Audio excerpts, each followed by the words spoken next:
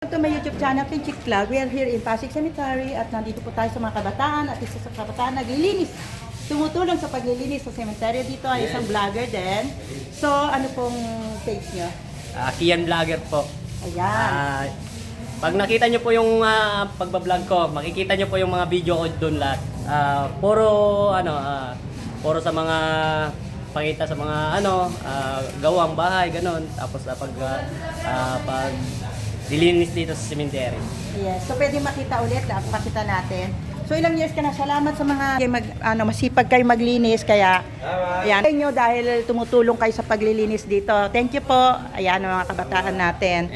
So, dahil birthday ko, treat ko lang na maliit na halaga sa inyo yon, okay? Okay. So, ayan po yung kanyang page sa YouTube. Ay, sa Facebook pa. So, wala kang YouTube. Wala pa. So, ayan po. Okay? Thank you sa inyong lahat, ha. Ayan. Pasensya na sa maliit na halagang naibigay ko sa inyo. Okay? God bless, oh. Okay na yan, ha. Okay. Ano ating mga OFW? Kasi, siyempre, Sa mga anak sila. dyan, Oh.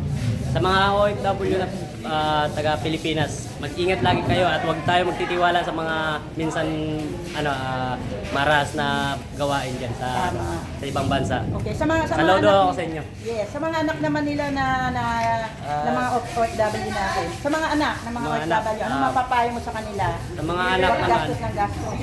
sa mga anak naman tayo ay pinag-aaral pero yung yung magulang natin nasa ibang bansa, nagpapakahirap doon. Pero hindi natin alam kung anong kapakanan nila. Kaya kayo, na mag-aaral kayo, mga bata kayo. Yes.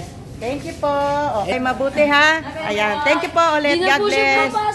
Ay, ayan.